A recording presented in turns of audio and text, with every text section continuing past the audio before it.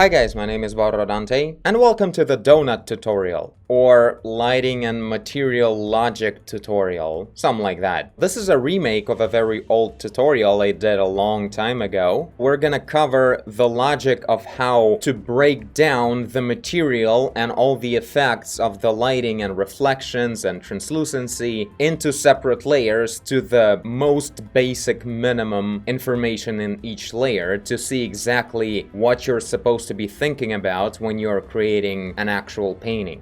By the way, you can repeat this whole tutorial in Photoshop, it will work exactly the same. This is what we're gonna get to in a moment, but at first, in this nothingness, let's create a green grassy surface and the blue sky. And also let's add a little bit of this aerial perspective to have more of a realistic look, so we would feel the distance.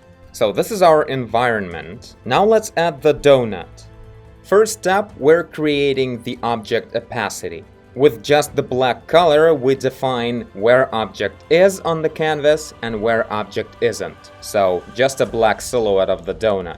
Now this donut right now looks like it's black, but in reality it's actually white. We just can't see that because we haven't created any lighting on it. So let's do that starting with the skylight. At this point, I'm gonna note that when we're adding the lighting layer, we're using add mode, not just normal mode or any other ones, specifically add mode. And also, all the layers I add to the object opacity layer, they are in clipping mask mode, so they wouldn't be affecting the background, but only the object opacity.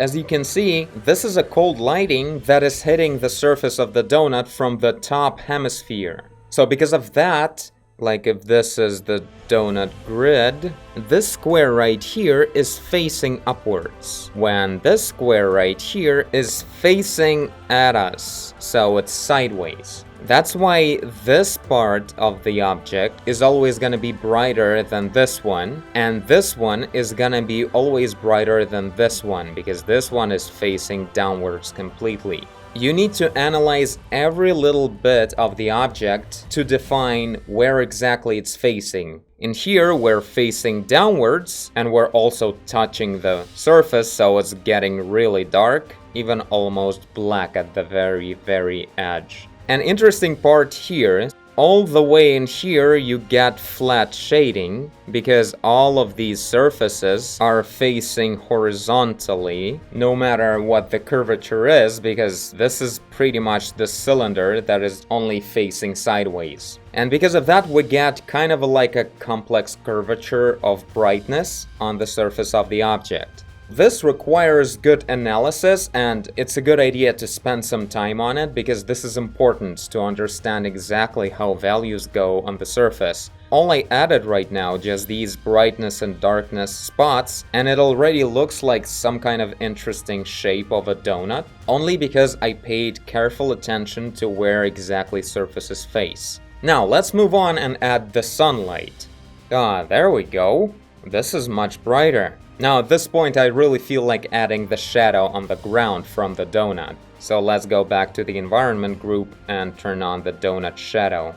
There we go, almost real. So the sunlight has pretty much the same logic as the skylight, except it has a different direction and a smaller spread.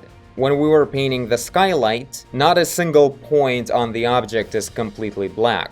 The sky is gigantic and its light will bounce around and get at least somehow to absolutely every point of an object. Like if someone would be opening the mouth and the skylight just wouldn't get in there, that would be the black spot. Everything else, even from the bottom, it will still have like some of the skylight getting in there. But the sunlight is a different beast. In this case, all the light is hitting the object like this. And only from this point, not all of these white arrows, only this one direction. And therefore, when we create the grid of the object, we analyze which point of the surface will be facing the light source more or less. But, as we can see, at a certain point, somewhere in here, we'll get the terminator, meaning a point at which surface starts to completely face away from the sun, and there will be absolutely no sunlight anymore. So that's why this part will have a gradient that is getting a bit darker, but then suddenly we get no sunlight at all. So this is where we have our Terminator line going on, like this. And also a little bit of the projected shadow. In here we get a sharp line because this part is casting a shadow on itself like that. And in here as well. Let's add back the skylight, and overall we're already getting our white donut, but it kinda looks light gray much more than it looks white, right? So to fix that and avoid any kind of losses, let's add a separate adjustment layer that will control our camera exposure. This is just a simple curves layer where I make the brightness of the whole object higher. And so now we made our donut brighter, and it now actually looks like a perfectly white donut in the sun. Next step, let's colorize our donut. It shouldn't be just white, right? There we go. Apparently we're going for some kind of advertisement donut.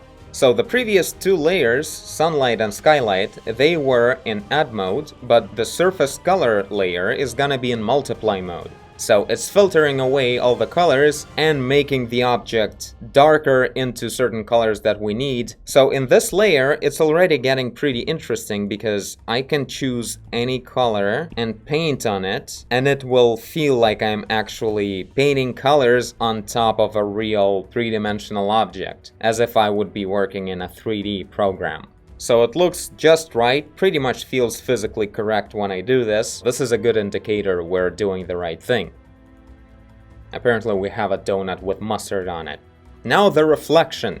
I'm adding two layers right away. Both of them are in screen mode. One will be the sky reflection. Pretty, right? And another one is the sun reflection. If we turn all the lights and colors off, this is what the sky reflection looks like. I use the principle of the Fresnel effect, meaning the reflection of the donut becomes stronger when the surface is facing away from us. So in this case, we're going back to our grid again, but this time we analyze the surface if it's facing us, more or less. So if it's facing directly at us, it will be the least reflective. But when it's facing almost completely 90 degrees from us, that's where it gets most reflective. That's the effect you can find on pretty much every object in the world when you just tilt it around. And so I added this Fresnel effect reflection of the sky. But also, of course, it makes sense to add some of the reflection everywhere, like directly the reflection of the sky. So it would look something like this. Again, I'm analyzing what's facing upwards or downwards, but this time, contrary to what we had with Skylight, this time is gonna be a pretty sharp difference. Since the horizon line is rather sharp, the reflection will also be rather sharp. And I'm just making sure that if the surface is facing below horizon, it's not gonna be reflecting skylight. So it's gonna be looking something like this. This part is facing upwards, and this part is facing upwards. Of course, it's a heavily idealized world we have here, so the reflection looks kinda weird. And I can just tone it down a bit and make it something like this. And the sun reflection looks just like this because there's just one sun, it's a little dot, and we're reflecting it, analyzing the surface once again, like if this is the surface of the donut, and this is where we are, and this is where the sun is. The highlight will be exactly in a point where we can connect the eye and the sun in a way that these two angles will be the same. That's how it works. So it's not exactly where the brightest spot of an object is. And so in this case, we can see that if the sun direction is over here, the point connecting our eyes and the sun will be not over here, but actually over here. So let's move it about. Like that. That's actually a very important thing. You have to be consistent about every part of the lighting all over the whole scene. Everything needs to follow the same logic. The sunlight, the sun reflection, and the shadow from the sun on the ground, they all follow the same direction of the light. So this is what we got when we turn on all the layers that we have so far, and this is a crazily reflective donut. Let's tone down the reflection a bit. So I'm gonna select all the reflection layers, sun reflection and 2 sky reflections, and make them overall less opaque. This way we can control the reflectivity of the surface of our donut, just like in a 3D program.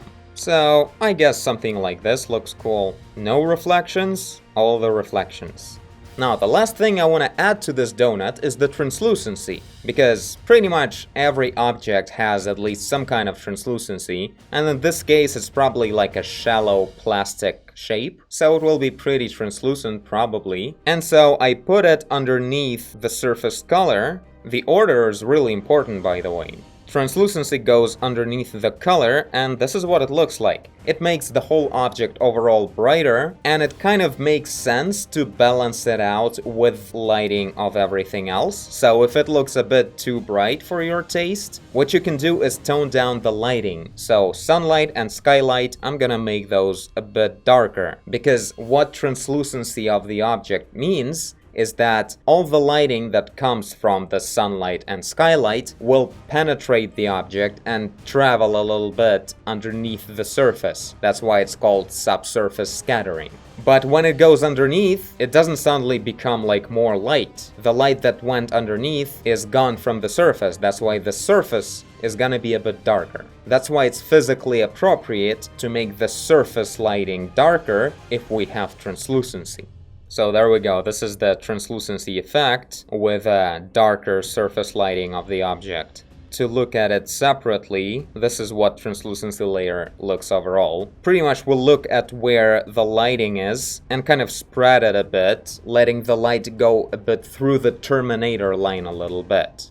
This is where the sunlight stops, but the translucency will go a bit deeper, a bit further through the surface. So there we go, we have everything turned on, and this is what our donut looks like. Now, a couple of things we can modify on it to change its appearance into any kind of material in the world. Number one, the biggest thing, we can turn it into a metallic object instead of a plastic one. These are the main 2 groups of materials in this world, conductors and dielectrics, metals and non-metals. In the logic of layers, the only thing you need to do to turn a plastic object into a metallic object is to move the surface color on top of the reflections. That's it. Order-wise, physically-wise, this is already a metallic object. On a plastic object, all the reflections are actually still white reflections. And if we move the surface color on top, our multiply mode will filter away the colors of these reflections as well, and we get the metallic effect. But a couple of things to adjust. Metallic objects are usually way more reflective and way less reactive to the actual lighting. We need to increase the brightness of the reflection and decrease the brightness of the actual lighting. And of course turn off translucency and adjust the brightness. So let's turn on the camera exposure back on and make it way brighter. There we go, almost a golden donut.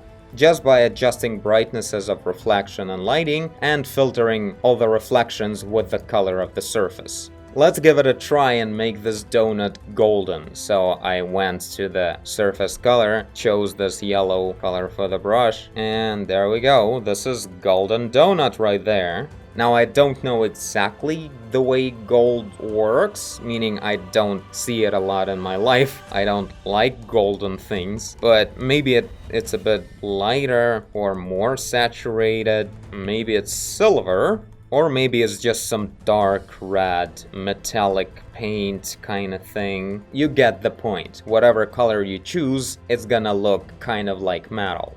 Now, another thing that I don't think I ever addressed in any tutorial, the roughness of the reflection. Meaning, right now we have these super sharp spots of the sun reflection, but that kind of means that we have this super glossy, kind of like covered with some kind of coating, or just a very smooth plastic. But what if we want it to be not that smooth? A bit more worn, or not plastic at all, whatever. So let's go back to the plastic mode, turn on translucency, make the exposure a bit darker, and reflections as well a bit. A good rule of thumb for the reflection, especially on the rim reflection of the Fresnel effect on the edge of the donut, the reflection of the sky shouldn't get brighter than the sky itself. So if your donut looks brighter than the sky, that's too strong of a reflection of the sky. So you tone it down until the donut actually becomes noticeably darker than the sky. There we go, this looks realistic. So now we'll go to the sun reflection, and the thing is pretty simple. You just go ahead and blend it around with whatever tools you want to use for that. Almost like you're just applying the blur effect to the whole layer of the sun reflection, except it shouldn't be just like flat, it should follow the surface, the curvature of the object. In this case, the donut is a curvy cylinder. That means that overall, the blurrier, the bigger the reflection of the tiny dot will be, it will become more and more closer to this kind of shape. A curved line following the curvature of the cylinder of the donut. There we go, it became a lot more worn, kind of not as glossy of a donut. And the same thing we should do with the reflection of the sky, this layer with the direct reflection of the sky. It should also become a bit less aggressive there. And pretty much at a certain point, when we get really blurry, that's where we get just this basic sky reflection that I did in the beginning. But if we don't go completely blurry with that, we can add a little bit of this directional one as well. So there we go, this is our more of a blurry layers with the reflection for the donut. And yeah, I guess this is it. This is all we need to do to render absolutely any object in the world. The only difference will be in the shapes of each layer. Starting with the shape of object opacity, you change it to whatever you want. Then you define its geometry inside of the silhouette. Further with the skylight and sunlight, it may be all kinds of shapes with sharp edges or smooth curvatures. Then you add the translucency from the light. Then you filter all of that with the color of the light. Add the reflections below or on top of the surface color, depending on whether you want metallic or non-metallic object. And then adjust the overall brightness of the object to get the proper exposure. So this is it. This is our update on the Doughnut tutorial, describing absolutely every key moment about how to work, how to understand colors, lighting, reflection, and pretty much every property of real-world materials in real-world lighting. One last thing to keep in mind, I don't encourage anyone to paint like that, to have every little thing about the material in separate layers. You gotta paint it all the way with final colors. This tutorial just helps you understand the logic behind the colors that you choose. If you support me on Patreon, you can find the PSD with this project and all the layers down in the description. You can open it up in any drawing app that supports PSD. And I thank you for watching if you did. I guess you did if you're here. Leave a like and subscribe. Tell a friend. Think with donuts. Do whatever you want. And I will see you in the next one. Bye. Also, I'm aware that donuts spell differently. This is just the name of the brand.